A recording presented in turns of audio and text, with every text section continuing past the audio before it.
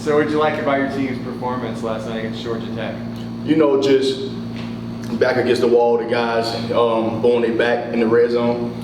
That's always good. You know, because the whole object is to get them to not score.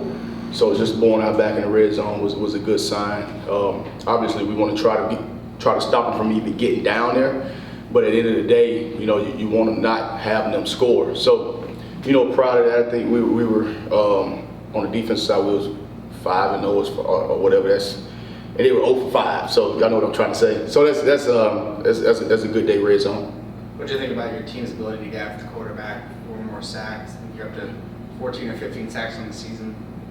What do you think about the ability to get after the quarterback? Yeah, it was one of those weeks where it was time for us to start getting after the quarterback, and we didn't pressure a lot. We were trying to get there with a four down rush, and each week we've had mobile quarterbacks, so it's been kind of our game plan to keep those quarterbacks in the pocket, you know, for the most part, and then play a good coverage. But to see the guys get the sacks, that's a good start for us, and we got to start getting those things to add up. But that was a good start last night. One of the running stories throughout the year, you know, since camp, linebackers, youth, a lot of transfers and stuff coming in. This far in, though, seem to have taken care of business. Are they further along than you expected, or is this something you've seen, yeah, they're going to pop like this, like basically all camp? Or yeah, well, you know, we knew what we was getting with Jeremiah, you know, and he's actually gotten better. So that's just hats off to him for just his development and his attention to detail to get better. And then once we got these guys in, just remember the linebackers didn't go through spring ball. We just had them in fall camp. So they're still learning on the run, and all of those guys are getting better. But you know, just taking pride. I'm a linebacker guy, so I just take pride in just coaching the linebackers. And Coach Deshaun Davis, my graduate assistant, he does a really good job as well. But you know what? I mean, the guys are getting better. We got a long ways to go. Jeremiah being the leader of the room, and Jason Johnson making plays. So each week we just have to get better. We got to have a mindset of getting better. And at the end of the year, we'll see where we at as far as just kind of grading the linebackers out. But 4 games in, I like where we're at, but we have to get a lot better. On the fumble recovery, Tramon's run 90 yards, what would you have liked to have seen the rest of his teammates doing there? Yeah, man, that's a great question. So really the main thing you always preach is don't block behind the ball.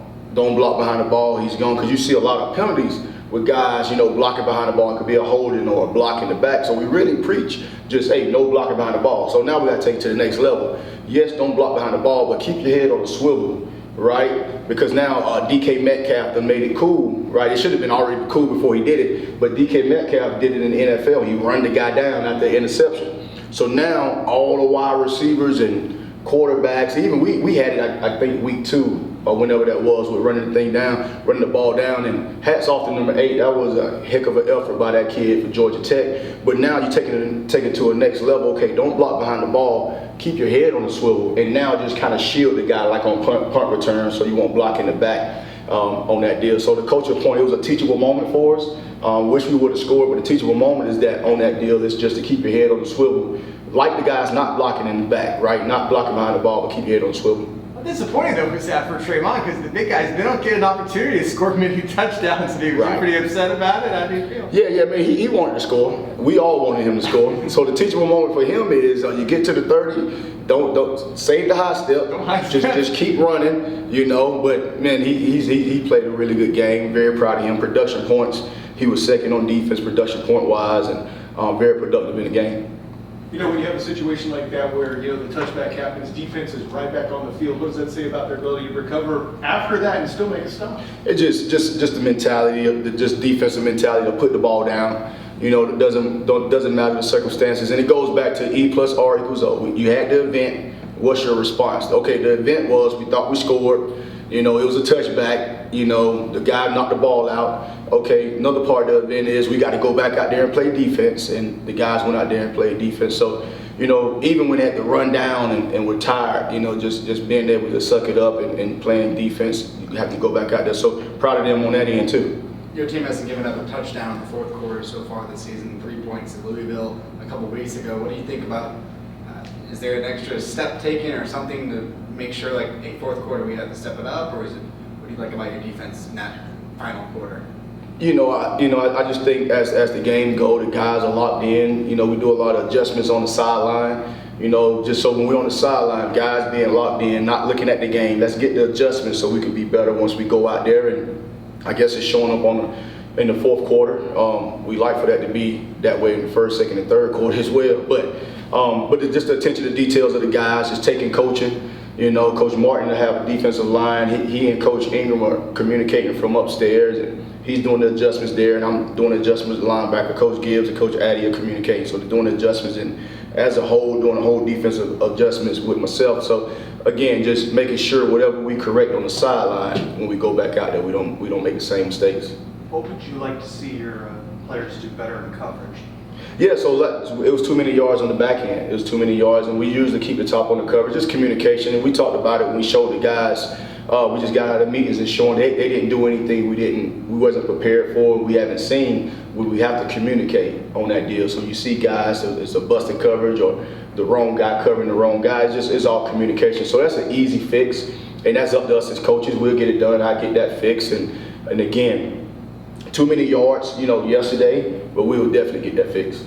Looking at the first 4 games, it's obviously the non-conference slate kind of, obviously conference play starts next week, but looking at the first 4, how would you grade your defense through that, and maybe what do you like most and what needs to be improved, going into conference? Yeah, I don't know about a grade. We'll talk about a grade at the end of the season. There's a lot of football left. But what we have to get better at. We got to get off the field on third down. We've been good, but we were 69% yesterday. We want to be 70%. We got to be better at stopping the run. We have to stop the run. We knew they were going to run the counter because FAU did a really good job on the counter. They ran it for the times that they ran the counter, they got 34 total yards. So we really honed in on stopping the run as far as the counter. But overall, to be a really great defense, we have to stop the run. We got to be good on first and second down, get on third down, and we'll be able to rush the passer. So we have to do that. And be honest with you, from top to bottom, we have to get better. We have to get better. And each week that's our goal to get better.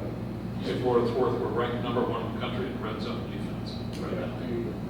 How does the I didn't season? know that. Not a bad number. How does the season change going into conference play for you guys, if at all? Preparation is still the same. We preparing like it's a Super Bowl each week. That's just preparation is the key. We don't get too high, don't get too low. Let's prepare. So when we go out there, you have the poise and confidence because you are prepared for whatever comes, and we have the adjustments to be able to adjust each week. And if they do something we haven't seen, we'll come on the sideline and we'll have those adjustments. But yeah. So going into conference play, though, SMU is going to be, one of the first team on the docket. You got Tanner Mordecai you're looking at there. Did that potentially be the best offense you played this year? Very, very good offense. Rhett Lashlee is a really good friend of mine. Casey Woods is a really good friend of mine. We all coached at Auburn. We was graduate assistants together. Been knowing him for a long time. Got a tremendous amount of respect for Casey and Rhett Lashlee. Casey Woods and Rhett Lashlee. Great offensive minds. They go really, really, really, really fast. They go fast. Like just unusual fast. So try to keep defenses off balance. But again, I know those guys very, very well. Great men, great coaches, great husbands. Like they're friends of mine. So just looking forward to seeing those guys. Looking forward to compete. But they are a real offense. They really are. In the post-game, Coach Malzahn spoke highly of Jarvis Ware and the block there. Take us through what you saw there on the block, the scoop up by quadrant.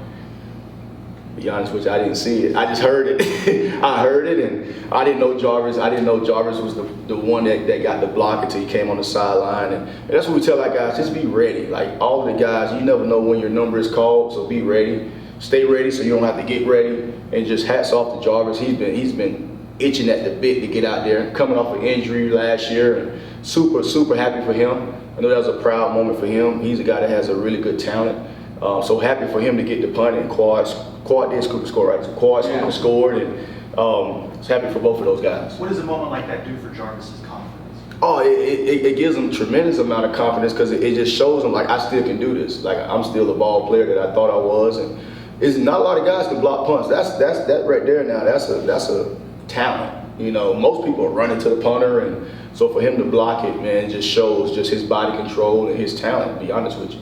She said Tremont was number 2 in production points. So who was the top points getter on defense? This week it was Jeremiah Jean. Okay. Jeremiah Jean had a good game, and so he was the top point getter. He was 1 point ahead of drop, and I think Jason Johnson was third, and and then Josh Selskar was fourth, if I can remember right. But it was a lot of high production in the game, and just you can see a lot of guys with just high effort, the plays that fans probably don't see, just as far as guys running to the ball and guys being physical at the point of contact. So we got to keep building upon that. And you said Jeremiah, obviously you knew what you were getting going into this season, but you said he's even better this season than he was last. What part of his games have improved? What have you liked about Jeremiah? Yeah, just being a student of the game. He's always up in the office. He's always trying to learn. He's always asking questions. Like, this is the second year in the defense, so he understands the defense. So he should be a lot better from last year. If he's not, I'm a bad coach. That's not on him. That's on me. So he has to get better. If you was here last year, you obviously should be better. But he takes it's so important to him. He takes it so personal to get better. He has pride in his performance. He's a captain, so it's a lot on him to make calls and be in the right position, that sort of deal. So again, just proud of his progress. Just looking forward to him continue to get better. We're talking a lot about getting better, and mentioned the punt blocks earlier. We have a chance to talk to Gus a lot about the improvements on special teams, but from the defense's perspective, how big is that? You got the punt blocks happening, Colt Boomer stepping up and get points on the board for you. How does that help the defense out? I think it helps the whole team. I think it's not just a defense, it's momentum. You block a punt, that's momentum for the team. You get Boomer just booming the ball the way he's doing it. So happy for him, so proud of him. He's been a great spark for our whole team. And it's just a momentum shift for the whole team. When Boomer he's just killing the ball the way he's killing it and making plays on special team, the whole special team. So I think it's a momentum builder for the whole entire team. What's it like for the defense and for you when you see the offense go on a 20-play drive, take nearly 10 minutes off the clock to start a game? Oh, shoot, that's awesome. I think it was 23 total plays that first drive. I mean, that's awesome. You got your defense sitting over there resting, and that was at the beginning of the game. So this thing, it goes hand in hand, offense, defense, special teams, and yesterday you saw it, all of that, everything go hand in hand for us to get a win, and the whole point is to win the game. So we won the game, and just to see the offense drive and 23 total plays in that drive, that's good for a defense to see, and that's good rest for the defense as well. So, and again, it's a great team win. Does it feel like a game that was kind of winning ugly? Oh, I don't know what that means. We won. Half of the teams yesterday lost. Always keep that in mind. Half of the teams yesterday lost. So, man, it's so hard to win in college football. It is hard. So I'm gonna take this win and understand that we have to get better. But half the teams don't have a smile on their face today. So you were GA with Rhett Lashlee at Auburn. What was GA life like under Gus Malzahn? Well, I was on the defensive side. Okay, different side. Yeah, I was on the defensive side. You weren't dealing with Gus as much. Right. And then coach was the offensive coordinator at the time. But GA's, man, it's a grind. It's a grind. It doesn't matter. It's one of them deals. You got to know what you're getting into. You're gonna get up early. You stand up late. You can't leave until the head coach leaves. You can't leave till the coordinators leave. And matter of fact, after they leave, you have to get the strip and the cards ready for the next morning or the next afternoon. So you're really not leaving when they're leaving. And it's a whole bunch of coffee and Red Bull, and bangs are my thing, but Red Bull and back in the days and sunflower seeds and honey buns. With all that in mind, how relieved were you guys to deliver the ACC win at home for that crowd after you were unable to do so against Louisville? Oh man, it was awesome. Our crowd is awesome. They bouncing, and our guys, they feed off of it, and we beat an ACC opponent, and an opponent that came out, with their back against the wall, desperate to get a win, and they really played hard on both sides of the ball. They really did. So we got their best shot, and it was good for our team to get their best shot so we could build upon that. You talked earlier about communication amongst the players. Talk about the communication and camaraderie amongst your defensive coaches. Oh man, it's awesome. So it's a lot going on in the headsets. I try my best to have poise and confidence. I'm not an overreactor as far as if something go bad, because you got to get the call out right away. Jeremiah Denson, graduate assistant, he gonna get the personnel. All right, Coach Addison gonna always tell me what is it on the hash, if it's in the middle, that sort of deal. We always, and then when the play is done, okay, if the play breaks, okay, what happens? So Coach Ingram's looking at his job, what he has on his job. Coach Martin is, Coach Gibbs is, and we all put our thoughts together. But during the actual drive, I just don't like a lot of chaos. I just never been a panicker. I got to get this call. I have to go to the next call. But the communication is key.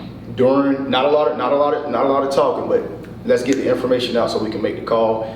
But it's a lot of communication once we come on the sidelines, like the stock market. There's a lot going on, so we gotta figure out what's going on because we got to get it down before we go back on the field. Are you much of a micromanager, or do you empower your coaches? No, I empower them. Like you hire someone to do a job, let them do the job, right? So I'm let those guys coach. They're great coaches. All those guys in the defensive room, been coaching a long time. They know a lot of ball.